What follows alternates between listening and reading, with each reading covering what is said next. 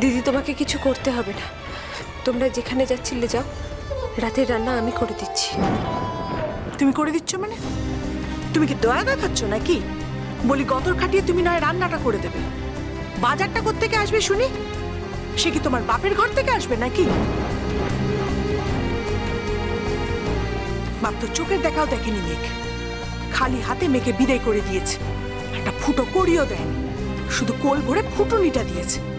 অলক্ষ্মী একটা মেয়েকে সুকু ঘরে নিয়ে চলে এলো।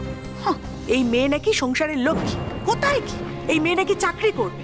রোজ ন্যাকামো করে উনি ব্যাগ নিয়ে বেরোচ্ছেন, মহারানী কোথায় যাচ্ছেন না যাচ্ছেন কিছুই জানি না। বলে এতই যদি ফুটানি করার ইচ্ছে থাকে নিজে রোজগার করে সেই ফুটানি করো, আমার সংসারে কেন বাঁচা?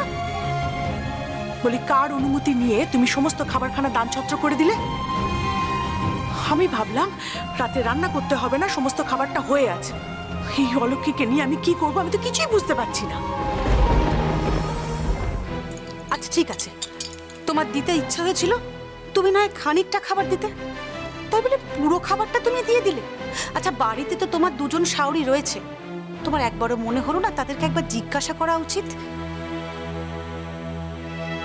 না ছোট বৌমা, তোমার সাহস কিন্তু দিন দিন বেড়েই চলেছে, তুমি আমাদেরকে একবারও জানানোর প্রয়োজন বোধ করলে না?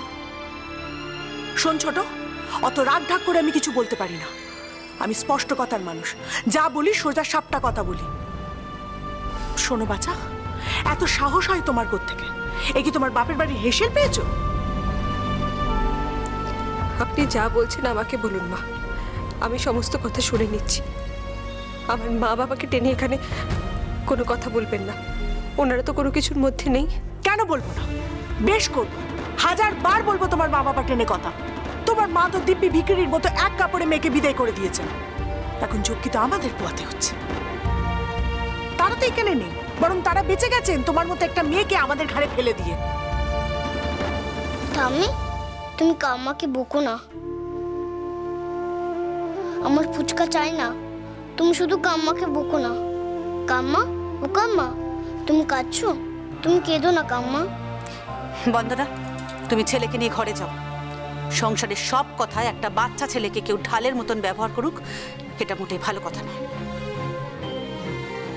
এই চল, সব সময় শুধু পাকা পাকা কথা, চল ঘরে চল। আপনাদের মন এত ছোট, একটা গরিব মানুষকে সামান্য একটু খাবার দেওয়ার জন্য আপনারা আমার মা বাবা তুলে কথা শোনাচ্ছেন। শোনো ছোট বৌমা, নিজেকে না অত দানবীর হরিশ্চন্দ্র দেখিও না। ওরকম অন্যের জিনিস সবাই দান করতে পারে, এলেম থাকে তো নিজের জিনিস দান করে দেখাও। সংসারের সকলের জিনিস নিয়ে টানা হেঁচড়া করা কেন বাপু? এই তো বাসন্তী তো সামনেই আছে, তাকে একবার জিজ্ঞাসা করো তো এই বাড়িতে কখনো কোনো ভিখিরি না খেয়ে বাড়ি ফেরত গেছে কিনা? একদম না, যখন যার যেমন সামর্থ্য সে তাই দিয়ে সাহায্য করেছে। নিজের জিনিস কি দান করবে ও?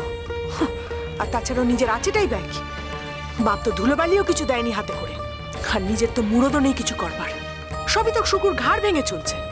আর ওর পড়াশোনা, বিদ্যে বুদ্ধি কিচ্ছুটি নেই, সবই তো শুকুর কাছ থেকে দেখে শুনে টুকলি করে পাশ করেছে ও।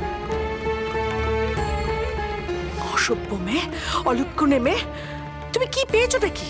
একেবারে হাঁড়ি শূন্য করে তুমি সবকিছু দানছত্র করে দিলে, তুমি কি পেয়েছোটা কি? বলিও তোমার কে হয় শুনি? অলক্ষী কোথাকার। বাপ বুঝে গেছে যে একবার ঘাট থেকে নেমেছে, আর দরকার নেই।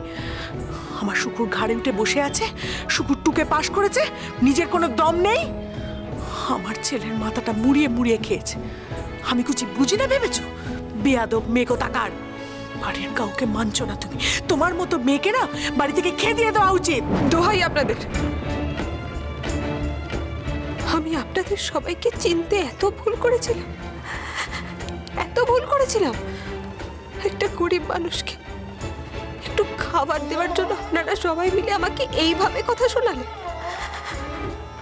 আমি যদি আগে বুঝতে পারতাম।